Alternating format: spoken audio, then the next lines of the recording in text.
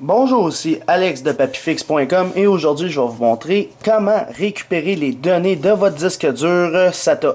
Alors en ce moment je suis accompagné d'un disque dur d'une capacité d'environ 500 Go. Donc on va regarder comment récupérer les données qui sont à l'intérieur de ce disque dur.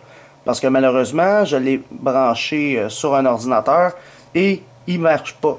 Donc je me suis servi d'un convertisseur ici, vous le voyez, un convertisseur de SATA à USB que vous pouvez aller acheter dans un magasin. Ça coûte pas cher, c'est environ 10$.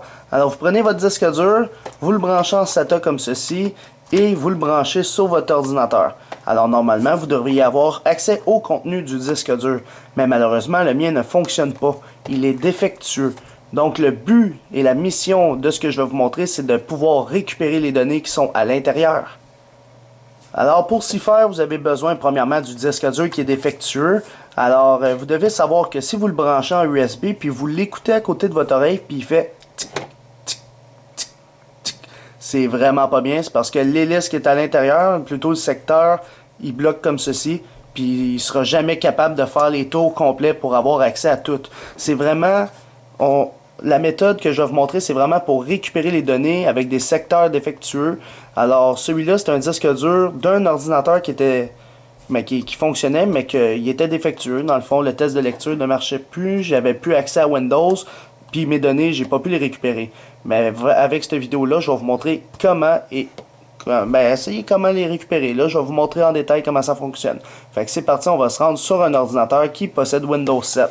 Donc, je vais brancher ce dernier sur mon disque dur comme ceci et je vais le brancher dans un port USB d'un ordinateur qui possède Windows XP, Windows Vista, Windows 7. Alors c'est parti. Alors maintenant on se retrouve sur l'ordinateur, donc je viens à l'instant même de brancher le disque dur sur mon ordinateur. Donc ces disques durs là étaient déjà là sur mon ordi, ça c'est mes serveurs en bas, donc ça n'a pas rapport avec le disque dur que je viens de brancher. Malheureusement je ne le vois pas ici en ce moment.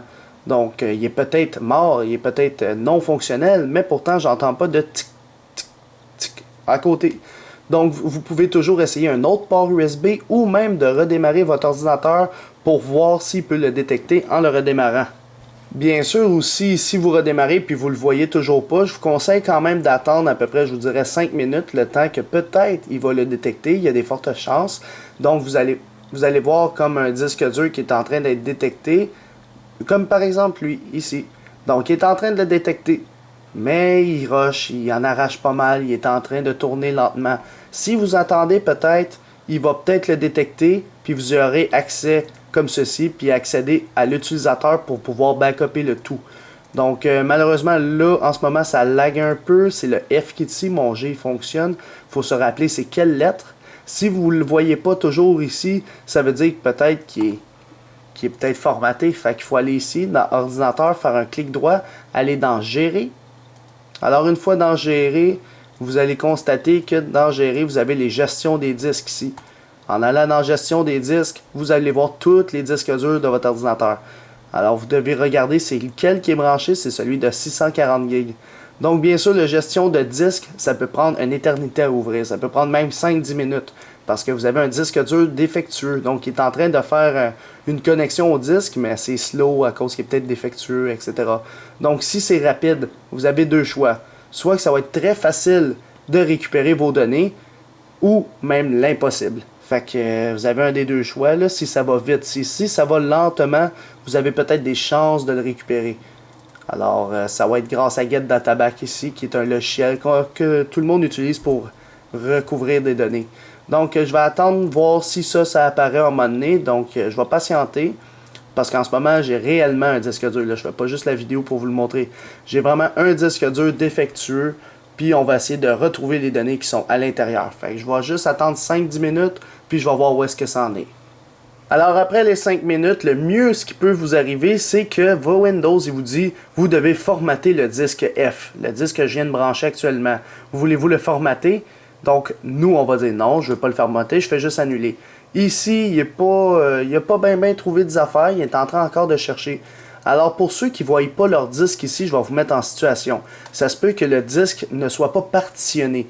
Ce que ça veut dire, c'est que vous n'allez jamais le voir ici, mais vous allez peut-être le voir ici, puis il va être tout noir. Alors, si à un moment donné, j'y ai accès ici, je vais vous montrer. Ben, check. en ce moment j'ai accès. Donc ici, je vois tous mes disques. J'ai mon premier disque de 3 TB qui est lui. Par la suite, j'ai mon disque de 111 GB qui est lui. Par la suite, j'ai un de 1300 GB, c'est-à-dire à peu près 1.5 TO, c'est lui. Et si on descend un petit peu plus bas, j'en ai un autre, un total de 596 GB que j'ai jamais vu, qui n'a pas rapport, qui est sûrement lui. Ça, c'est pas des disques en passant, c'est juste ça des disques durs. Fait que là, il y a lui qui n'a pas rapport, donc c'est celui-là. Donc vous pouvez identifier c'est quelle lettre, c'est la F, c'est pour ça qu'il y a le FC. Puis c'est ici que vous pouvez voir il y a combien de gigs au total.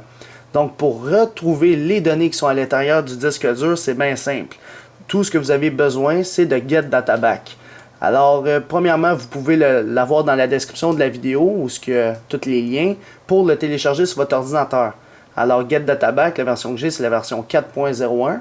Alors, on va double-cliquer dessus. Vous allez posséder deux fichiers, le FAT ou l'NTFS.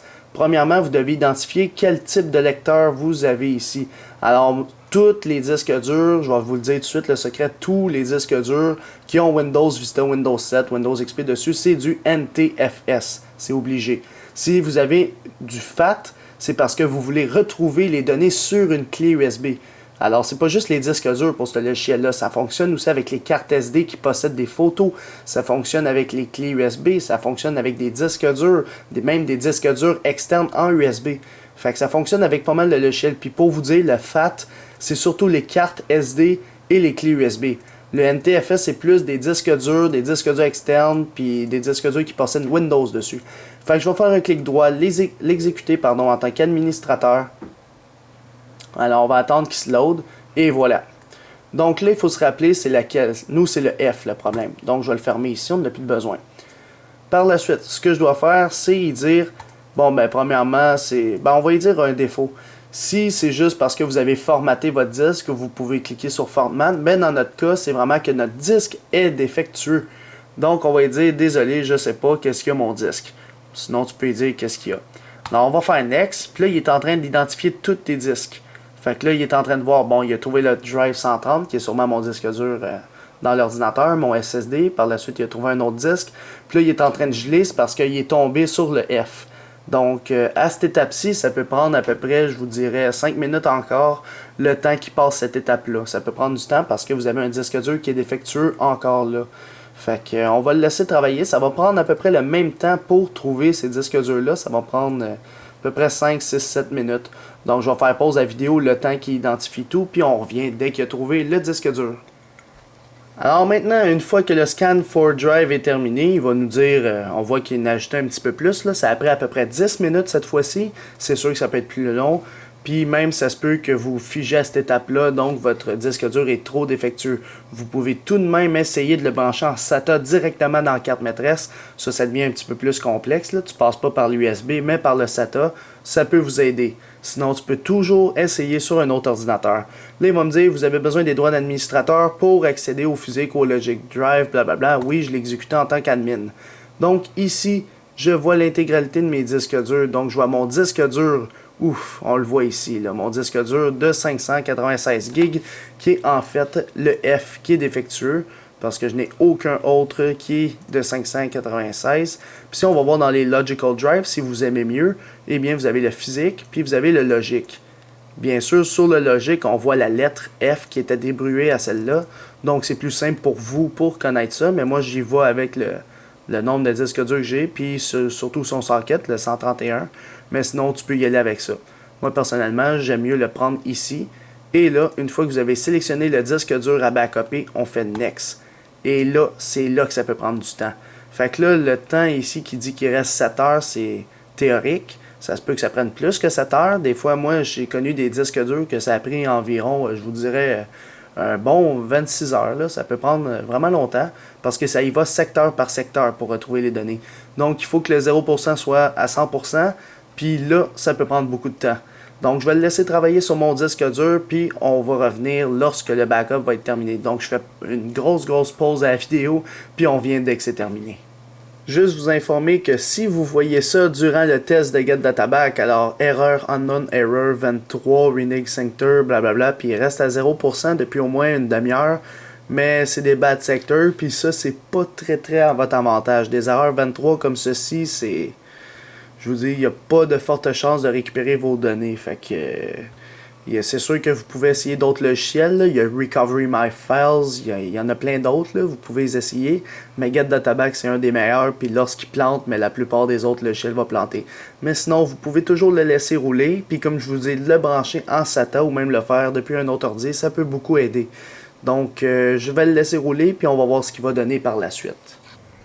Alors, une fois que Get Databack a terminé son décryptage du disque dur, moi ça l'a pris environ, je dirais, un bon 24 heures à cause qu'il y a eu des erreurs 23 et beaucoup de bad sectors, c'est-à-dire des erreurs de secteur.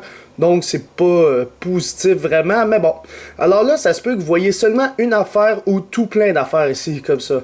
Fait que là, il dit qu'il a récupéré des secteurs 3 MB, mais nous, celui qui nous intéresse, c'est le 560 GB pour voir tout ce qu'il a récupéré. Donc, on va faire suivant. Et là, il est en train de tout rebâtir le MFT, là. Fait que ça peut prendre un petit peu de temps. Donc, je dirais un bon 30 minutes. Là, il va dire qu'il y a des secteurs de défectueux. Alors là, on dit yes to all, tout simplement. Alors oui pour tous. Fait qu'il va tout ignorer les erreurs futures. Donc, je le laisse travailler. Ça va prendre à peu près une demi-heure, comme j'ai dit. Peut-être même plus longtemps s'il y a plus de secteurs défectueux. Peut-être même 1 heure. Donc, on le laisse travailler jusqu'à temps qu'on voit de quoi dans le Found File System. Donc, on fait pause à la vidéo, comme le même principe. Puis on attend que ça soit terminé. Alors une fois que vous avez fait Next puis que vous avez patienté pour environ 30 minutes, vous allez constater que vous allez voir des fichiers ici puis même des dossiers. Donc en ce moment on voit l'arborescence que j'avais avant que mon disque dur soit défectueux. Donc on a maintenant ici les drivers d'Intel, Program Files, le Program Files pour les 32 bits, etc. Puis on a toujours un User. Alors pour ceux qui ont Windows XP, vous allez avoir un Document and Settings, puis c'est là-dedans qu'ils vont avoir vos fichiers. Pour ceux qui ont Windows Vista, Windows 7 et même Windows 8, ça va être dans le Users qui est ici. Alors pour ceux qui ont peut-être Get Databack en français, ça va être écrit Utilisateur. Une fois qu'on est dans User, vous allez avoir toutes les sessions que vous aviez avant. Donc en ce moment, j'en ai juste une qui est Joe. Par la suite, je pourrais en avoir plus. Là. Par exemple, il s'appelait Utilisateur, Administrateur, etc. Mais pour l'instant, j'ai juste comme session Joe. Puis là-dedans, normalement, j'ai mes documents, mes images et tout le reste. Donc, on va se créer un dossier sur le bureau de notre ordinateur. On va l'appeler, par exemple, Backup. Donc, je l'appelle Backup. Ou même Sauvegarde. On va le faire en français, tant qu'à être français. Fait que là, une fois qu'on a créé notre dossier Sauvegarde, on va faire un clic droit sur Joe. On va faire Copier. Et là, on dit où est-ce qu'on veut l'enregistrer sur notre ordinateur. Bien sûr, on veut l'enregistrer sur le bureau, dans le dossier Sauvegarde que j'ai créé. Alors, ici. Alors maintenant, je fais OK et tout ce qu'on a à faire, c'est OK une deuxième fois. Et là, il est en train de tout copier ce qu'on avait sur le disque dur. Donc, il faut patienter, puis après, on va voir s'il manque des fichiers, où est-ce qu'on peut les trouver, parce qu'il y a d'autres dossiers en bas. Je vais vous montrer c'est quoi ces dossiers-là après que ça soit terminé. Bien sûr, ça se peut qu'il vous dise qu'il y aura des secteurs de défectueux. Vous dites tout simplement Yes to All pour qu'il continue. Alors malheureusement, les fichiers qu'il va récupérer, ça se peut qu'il y en a qui soient corrompus. Ça dit que c'est impossible pour vous de les récupérer, à part si vous êtes vraiment chanceux, puis il y a des logiciels de réparation, par exemple réparer une image qui est corrompue, on peut la réparer, mais on va voir ce que ça donne au résultat. Donc j'attends que la copie soit terminée et on revient par la suite sur la vidéo. Alors une fois qu'il a terminé de tout copier sur votre ordinateur, moi malheureusement j'avais plus de place sur mon SSD, donc j'ai été faire le backup dans Data. Donc ici, c'est pour ça que j'avais pas trop de place. Donc j'ai recommencé le backup. J'ai créé un dossier de sauvegarde. Si je fais un clic droit propriété, on peut voir qu'il a quand même backupé beaucoup de données. Donc un total de 33 GB a été backupé. C'est parfait. Pour ceux que ça n'a pas eu beaucoup d'influence là-dessus, malheureusement, ça n'a peut-être pas fonctionné pour vous. Alors, bien sûr, vous pouvez aller voir dans les sauvegardes qu'est-ce que ça a donné. Moi, je ne vais pas y aller parce que c'est des données confidentielles. Donc, une fois que votre backup est fait et sur le bureau de votre ordinateur, vous pouvez aller voir vos données s'ils sont accessibles. Sinon, dans le cas contraire, User, ça se peut qu'il n'apparaît pas ici. Vous pouvez aller voir dans d'autres parties. Donc, si on analyse tout ça, vous aurez tout plein de fichiers. Puis, vous en avez quand même pour des heures. Ben, des minutes puis des heures. Là, il faut juste regarder si tu connais des fichiers qui apparaissent là. Ça se peut que tu trouves des photos, des vidéos, de la musique, même des documents. Fait qu'il faut que tu descendes. Jusqu'à temps que tu trouves de quoi. Sinon, tu peux utiliser le centre de recherche.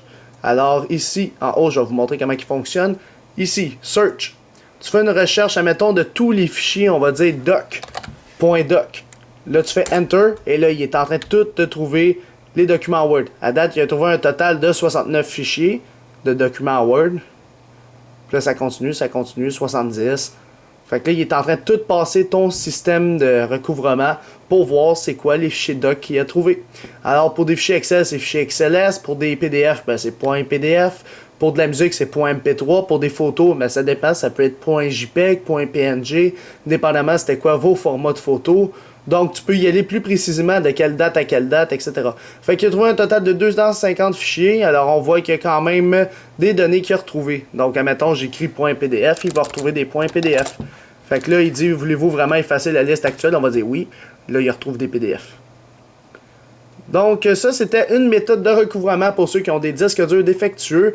Alors, malheureusement, c'est sûr que ça ne marche pas pour tout le monde. Il y a d'autres logiciels qui existent, comme Recovery My Files. Il y en a plein d'autres. Donc, vous pouvez les essayer. Sinon, comme je l'ai dit, si tu ne trouves pas tes fichiers, tu peux toujours essayer de brancher ton disque dur de façon interne. C'est-à-dire, tu le branches directement dans une carte maîtresse en SATA.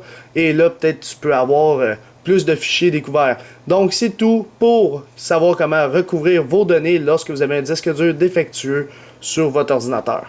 Alors, j'espère que vous avez aimé la vidéo. Vous pouvez toujours vous abonner à la chaîne YouTube en cliquant sur s'abonner, nous suivre sur Twitter @papyfix et même aimer la page Facebook Papyfix. Merci, bonne fin de journée.